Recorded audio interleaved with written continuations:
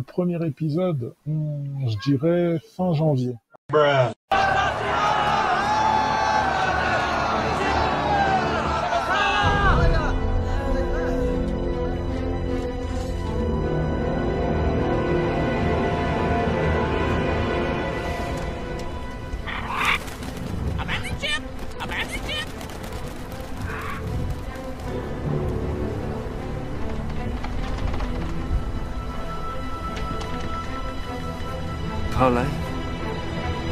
With the sudden disappearance of Animix, some people thought it was all over and that it was the end of everything due to how it all played out.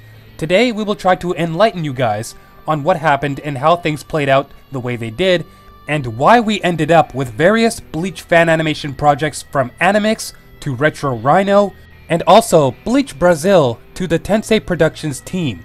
Before we speak thoroughly about this, a special reminder goes out to everyone that Tensei Productions was recently created, and this definitely includes most of the key core members that previously worked with Animix. From its co-creator to all of the Japanese voice actors, composers, dozens of new people are also on board. We would also like to remind you guys that I myself, Platinum Equinox, am also involved with the project more or less as the voice of Tensei Productions. If you do wish to see all of the details regarding this, be sure to click our presentation video. Since most of the fan animation projects started back in 2016, people have been wondering why many Bleach content creators did not collaborate. I mean, even if we could answer that question. Yeah, Japan and Italy are both making noodle dishes. What the fuck aren't they collaborating? Very well. Here is your cheesy tomato garlic meatball pesto shoyu ramen spaghetti with sardines, nori, menma, and half-fried egg. Enjoy. What the fuck is this? I just wanted a noodle dish. Just give me something consistent. Hey, buddy. You got your wish. We collaborated. And we roasted your dumb ass. Mr. MF contacted Animix, also known as Joy, in 2016 so that they could launch the so-called Animix project. He explained everything he had in mind as the co-creator.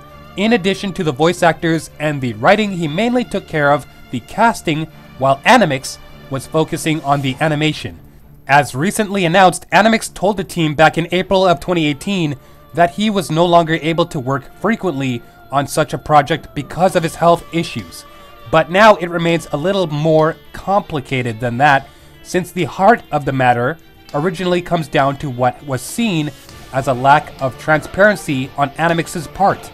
The team was supposed to receive the episode in January on the 25th to be even more precise. In the same video, Animix also says that he wants to release the following episode in February. The music, the dubbing, and other things were all done, but Animix ceased to give any updates past January to the team and ended up disappearing. Members of the team tried to reach him in any way, shape, or form. Since there was no response and no explanation left for anyone for that matter, it left the team puzzled, especially since the same situation happened for the release of Animix's second trailer. As time passed, they decided to continue themselves and started to work on a few scenes. Animix briefly responded in April in order to explain that he had been diagnosed in early March and that since then he had to slow down on the project for an undetermined period of time, but it still didn't quite explain why nothing had been sent from January to April, and previous release dates were actually announced prior to January, both internally and publicly. Despite his absence when they finally were able to reach Animix, surprisingly enough, they were still willing to make things work and asked him to send the basis of the scenes he did for the first episode so that he could heal and eventually work on the following ones at his own pace while they could see what was missing or needed to be redone, so that they could quickly finish the first episode. But unfortunately he stopped responding again, which led to his group to take it as a refusal. But even if he appeared to be unwilling to send what he has been working on to his team for them to continue for some unknown reason, he still ended up sending a few files that they could only reuse a few days or weeks later. With absolutely no guarantee to reach him, with no guarantee that he would ever come back due to the health issues he mentioned, with no guarantee that the project would last in the long run. Put simply, the team was strictly depending on Animix without any way to see his progress after 5 incorrect release dates and without any way to know if they could work properly from sound mixing to editing. Since those sectors need the animation to move forward, the group, now known as Tensei Productions, as a whole, decided to part ways with Animix once and for all. The other unknown reason about them taking different paths is quite simple. Animix started rotoscoping, and as soon as the team noticed, it didn't sit well with most of them. For those who are unaware of that principle, put simply, what that means is to transfer something to another part or sequence of something. To reuse a scene, to remake it. If any of you are familiar with Mastar Media, for instance, then you will know exactly what I'm talking about. After an extremely long absence on social media, Animix recently expressed the will to post some new videos online, but as you can imagine, the team who worked with him previously will no longer be on his side. Now, Tensei Productions, in order to dub, compose, or edit, will now end up being pretty different than what you used to see on Animix's channel if he was ever to release new content and drop his version of the very first episode of Bleach's 1000-Year Blood War arc. Retro Rhino is an animator who communicated with Animix back in 2016. He actually wanted to work with Animix on his Bleach fan animation series project. Retro Rhino animated in Flash, and Animix had trouble figuring out how it could work since he was working on Redis. Both were new animators who recently started, so Animix told Retro that the best solution would be that Retro make a project on his own. They have therefore continued their respective projects on their own sides. The other thing that we want to point out respectfully is that Retro does not follow the chapters and basically made an alternative version of the arc. Some characters are missing, others are appearing when they're not supposed to in the original version. Recently, after Animix's departure negotiations between the group who formerly worked with him and Retro Rhino, this all took place, but given that his episode was animated based on English sentences, it would have been complicated to redub it in Japanese.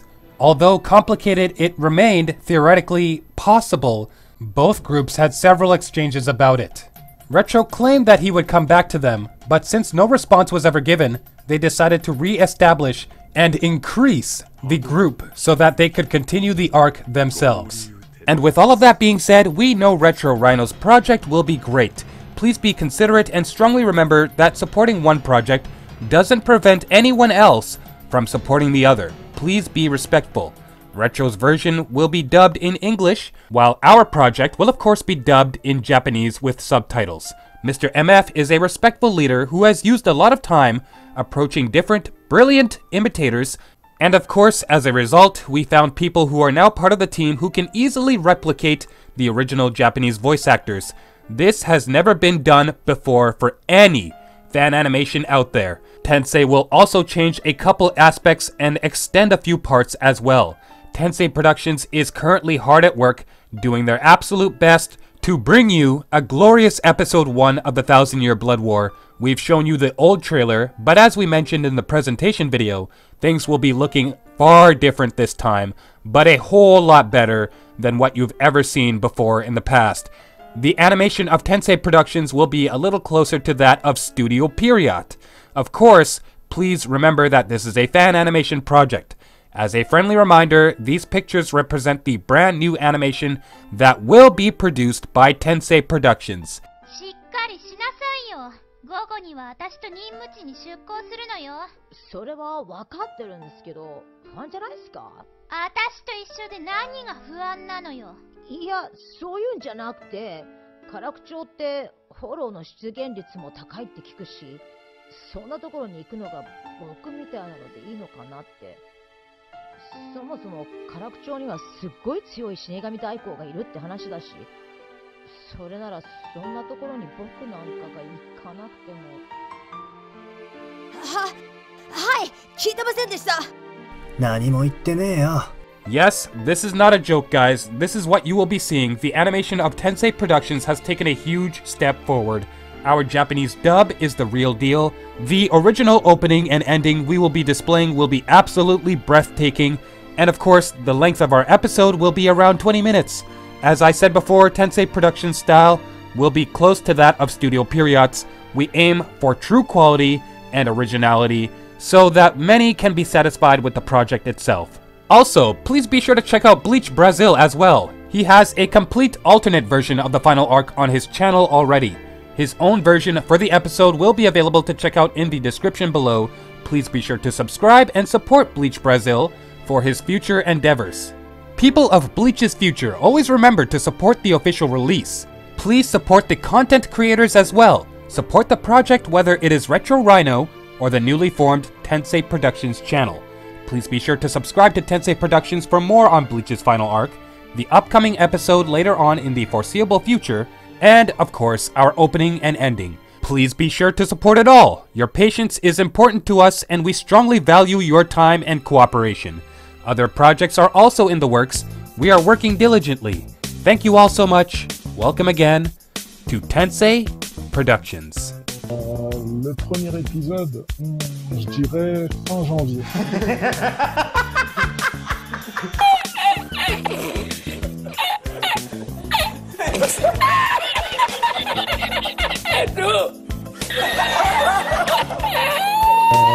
Le premier épisode, je dirais fin janvier.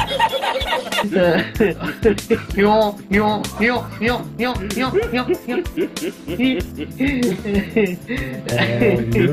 épisode, je dirais fin janvier.